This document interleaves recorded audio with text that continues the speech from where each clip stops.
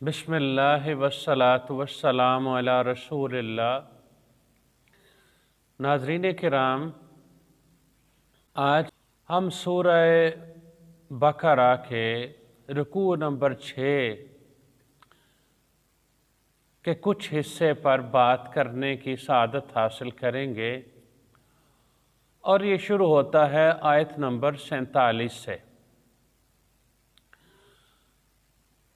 اس سے پچھلے والے رکوع میں بنی اسرائیل کا ذکر کیا گیا اور ان کے کچھ احوال ذکر کیے گئے۔ اس رکوع کی ابتدا میں بھی بنی اسرائیل کو اللہ تعالیٰ کی نعمتیں یاد دلائی گئی ہیں، اور ان سے کہا گیا کہ میری اس نعمت کو یاد کرو جو میں نے تم پر کی ہیں۔ اس کا مقصد اہل علم نے ذکر کیا کہ ایک تو بنی اسرائیل کو تنبیہ اور تاکید کی جا رہی ہے دوبارہ سے یہ بات کہہ کے، کیونکہ بنی اسرائیل ناشکری میں اور اللہ تعالیٰ کی نعمتوں کی ناشکری میں ساری حدیں پھلانگے ہوئے تھے۔ اللہ رب العزت نے انہیں اپنی یہ نعمت بھی یاد دلائی کہ میں نے تمہیں زمانے والوں پر فضیلت بخشی تھی۔ یاد رہے کہ محض خاندان کی بڑائی یا کسی بڑے خاندان سے ہونا یہ فضیلت اور عظمت کا باعث نہیں ہے، بلکہ فضیلت کا باعث یہ تھا کہ بنی اسرائیل کو اللہ تعالیٰ نے علم عطا فرمایا تھا، ہدایت عطا فرمائی تھی، حکومت عطا فرمائی تھی، اور نبوت اور رسالت سے حاصل ہونے والے علم اور اس سیادت اور قیادت کی وجہ سے اس قوم کی عزت تھی۔ جب اس قوم نے اپنے اس فرض منصبی کو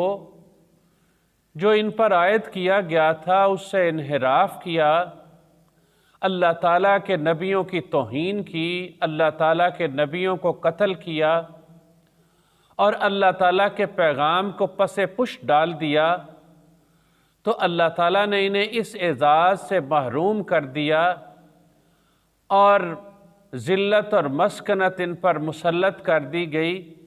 اور یہ عزت اور کرامت کا تاج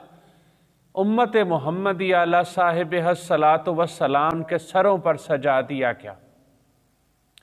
جیسا کہ قرآن نے فرمایا کنتم خیر امت اخرجت للناس، کہ تم بہترین امت ہو جو لوگوں کی بھلائی کے لیے بھیجے گئے ہو، تم لوگوں کو نیکی کا حکم دیتے ہو اور برائی سے منع کرتے ہو۔ اس لیے اس امت پر بنی اسرائیل کی فضیلت کا سوال ہی پیدا نہیں ہوتا۔ اس سے اگلی آیت طیبہ میں اللہ رب العزت نے بنی اسرائیل کو اللہ تعالیٰ کی نافرمانی سے بچنے کا اور ڈرنے کا حکم دیا، اور یہ بات ان پر واضح کر دی کہ محض اس بنیاد پر کہ وہ انبیاء علیہم السلام کی اولاد ہیں، وہ اللہ تعالیٰ کے محبوب ہیں، وہ جو مرضی حرکتیں کرتے رہیں، ان کے عقائد اور ان کے نظریات جو مرضی ہوں، اس کے باوجود یہ جنت میں چلے جائیں گے اور ان کو کوئی پوچھنے والا نہیں ہے۔ اللہ تعالیٰ نے اس غلط فہمی کا ازالہ کرتے ہوئے جتنی بھی صورتیں دنیا میں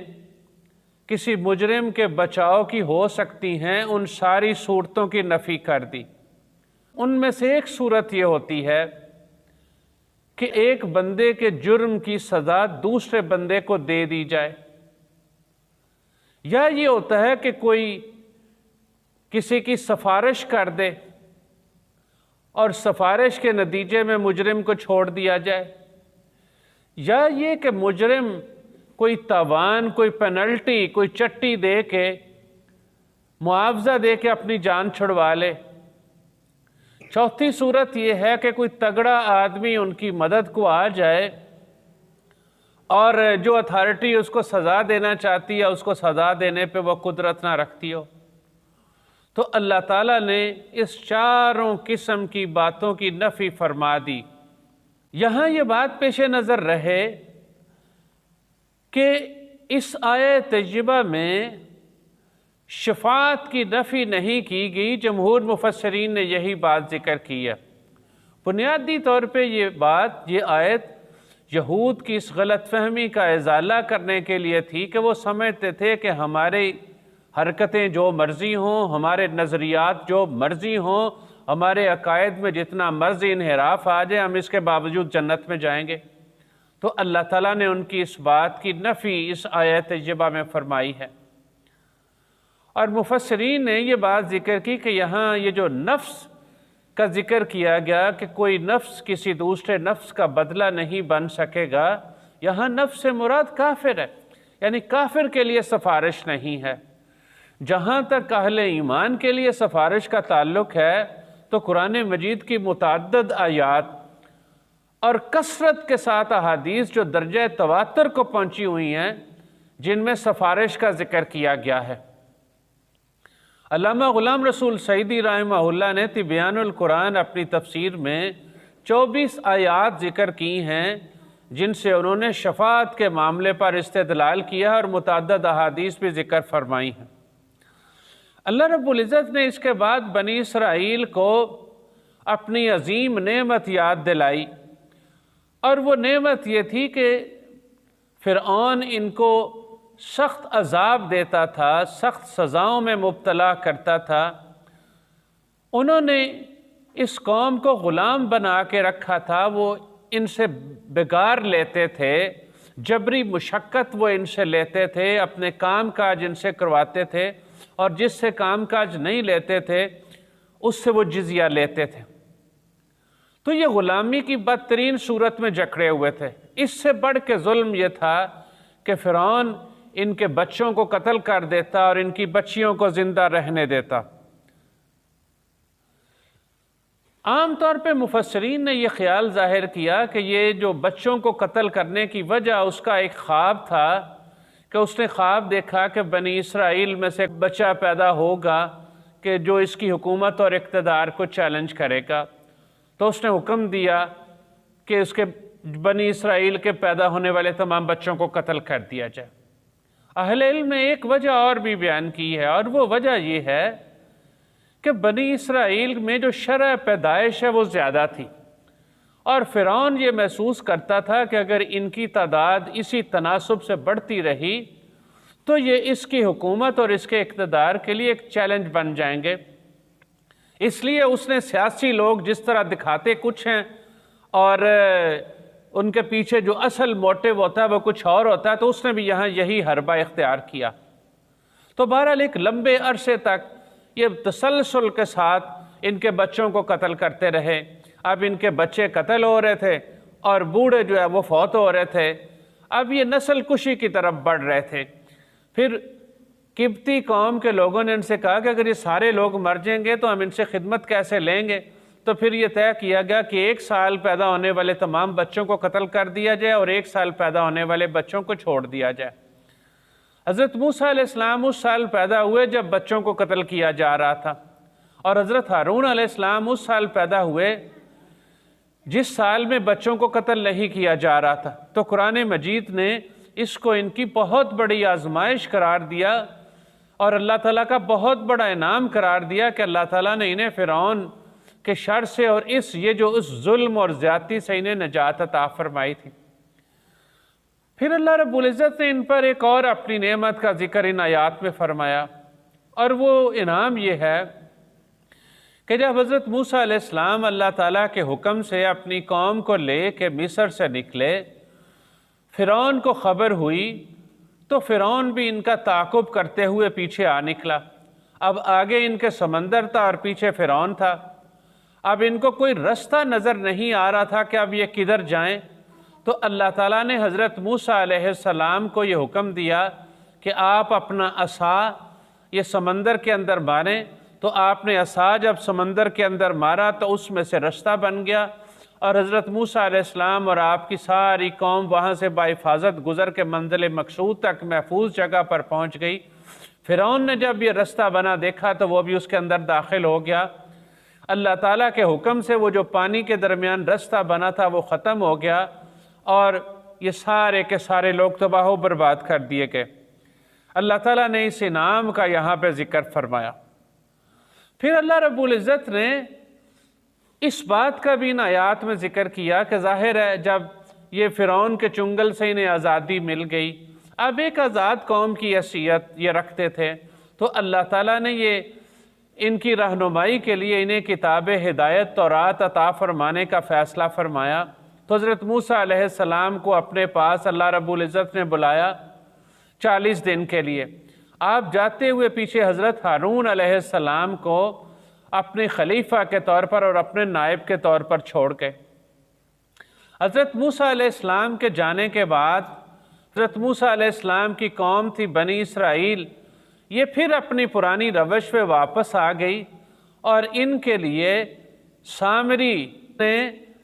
سونے اور چاندی کا ایک بچڑا بنا دیا اور ان سے کہا کہ یہ تمہارا خدا ہے اور یہی موسیٰ علیہ السلام کا خدا ہے۔ حضرت موسیٰ علیہ السلام کو غلطی لگی ہے اور اس نے اس کے اندر حضرت جبریل امین کے قدموں کی مٹی جو اس نے کہیں آپ کے نشان زمین پہ لگے ہوئے دیکھ لیے تھے، وہاں سے مٹی لی اور اس کے اندر ڈال دی، تو جس سے ایک مخصوص قسم کی آواز اس کے اندر مفسرین نے ذکر کیا کہ وہ پیدا ہو گئی۔ تو یہ لوگ اس بچڑے کی پوجا کرنے لگے، سوائے 12,000 لوگوں کے حضرت ہارون علیہ السلام اور 12,000 لوگوں کے باقی ساری قوم بچڑے کی پوجا کرنے لگی۔ حضرت موسیٰ علیہ السلام کو اللہ رب العزت نے جو کتاب عطا فرمائی، اس کے بارے میں اللہ رب العزت نے ارشاد فرمایا کہ یہ کتاب حق اور باطل میں فرق کرنے والی تھی۔ اللہ تعالیٰ نے فرمایا کہ ہم نے موسیٰ علیہ السلام کو کتاب اور فرقان عطا فرمایا۔ کتاب سے مراد تورات ہے اور فرقان سے ایک تعبیر یہ اہل علم نے مراد لی کہ اس سے مراد بھی تورات ہی ہے، اس کی تفصیل بیان کی گئی ہے، اس کی صفت بیان کی گئی ہے کہ یعنی ایسی کتاب کہ جو حق اور باطل کے درمیان فرق کرنے والی تھی۔ بعض اہل علم نے کہا کہ یہاں فرقان سے مراد وہ معجزات ہیں، خاص طور پہ وہ 9 معجزات جو اللہ تعالیٰ نے حضرت موسیٰ علیہ السلام کو عطا فرمائے تھے، جیسے عصا ہے اور ید بیضہ ہے، تو یہ معجزات اس سے مراد ہیں۔ تو بہرحال حضرت موسیٰ علیہ السلام جب واپس کوہ طور سے آئے تو آپ کو پتہ چلا کہ قوم تو اس بچھڑے کی پرستش میں اور اس کی پوجا کرنے میں لگ گئی ہے، تو آپ سخت ناراض ہوئے حضرت ہارون علیہ السلام کے ساتھ بھی اور باقی لوگوں کے ساتھ بھی۔ قرآن مجید نے سورہ طٰہٰ میں اس بات کو تفصیل کے ساتھ ذکر فرمایا ہے۔ اللہ تعالیٰ نے پھر یہ احسان کیا، یہ کرم فرمایا کہ اس سارے معاملے کے باوجود بھی اللہ تعالیٰ نے ان کے لیے بخشش کی گنجائش رکھی۔ حضرت موسیٰ علیہ السلام نے اللہ رب العزت کی بارگاہ میں ان کی معافی کے لیے درخواست کی، تو اللہ رب العزت کی طرف سے حکم یہ ملا کہ یہ ایک دوسرے کو قتل کریں۔ مفسرین نے یہ بات ذکر کی کہ یعنی جن لوگوں نے بچھڑے کی پوجا نہیں کی تھی وہ باقی لوگوں کو قتل کریں اور ہر کوئی اپنے اپنے عزیزوں کو قتل کرے۔ ظاہر ہے یہ بڑا مشکل حکم تھا، کچھ 70,000 لوگ بنی اسرائیل کے اس طرح سے قتل کر دیے گئے اس جرم کی پاداش میں کہ انہوں نے اللہ تعالیٰ کے ساتھ شرک کیا تھا اور اتنا سنگین جرم کیا تھا اور انہوں نے اللہ کے احکام سے بغاوت کی تھی۔ پھر حضرت موسیٰ علیہ السلام کی درخواست پر اللہ تعالیٰ نے ان کی جان بخشی فرمائی اور اللہ تعالیٰ نے ان کی توبہ قبول فرما لی۔ تو گویا یہ ان کی ایک اجتماعی توبہ کی ایک صورت تھی، اور اس کے ساتھ ہی اللہ رب العزت نے فرمایا کہ ظلمتم انفسکم، تم نے اپنے اوپر ظلم کیا یہ کر کے، اللہ تعالیٰ کو تم نے کوئی نقصان نہیں پہنچایا۔ یہ شرک جہاں اللہ تعالیٰ کی ذات کے ساتھ ظلم کرنا ہے، وہیں اپنے ساتھ بھی ظلم ہے کہ اللہ تعالیٰ نے جس انسان کو اشرف المخلوقات بنایا ہے، جسے عزت عطا فرمائی ہے، وہ اپنے جیسے لوگوں کے سامنے سر بسجود ہو جائے۔ اچھا میرے دوستو، اس ویڈیو میں جو آخری بات میں آپ سے کرنا چاہتا ہوں کہ اللہ جل شانہ نے اس امت محمدیہ اللہ صاحب الصلاۃ والسلام پر کتنا بڑا کرم فرمایا ہے کہ یہ لوگ اگر ان سے جرم سرزد ہو جائے، یہ اللہ تعالیٰ سے معافی مانگ لیں، اللہ تعالیٰ کے سامنے گڑ گڑائیں، اور جو کسی کا نقصان کیا ہے اس نقصان کی تلافی کر دیں، اور آئندہ اس گناہ کو نہ کرنے کا عزم کر لیں، تو اللہ تعالیٰ کے فضل اور کرم سے انہیں بخشش مل جاتی ہے، ان کی توبہ قبول ہو جاتی ہے۔ یہ اللہ رب العزت کا کتنا بڑا کرم ہے اس امت پر، امت محمدی علی صاحب الصلاۃ والسلام پر، اور یہ حضور صلی اللہ علیہ وآلہ وسلم کی برکت ہے کہ اللہ تعالیٰ نے ہمارے اوپر بہت سارے مشکل احکام کو آسان کر دیا ہے۔ یہ تھی ہماری آج کی بات، باقی جو اس رکوع کی آیات ہیں وہ انشاءاللہ العزیز ہم اگلی ویڈیو میں اللہ تعالیٰ کی توفیق سے کریں گے۔ وآخر دعوانا ان الحمد للہ رب العالمین۔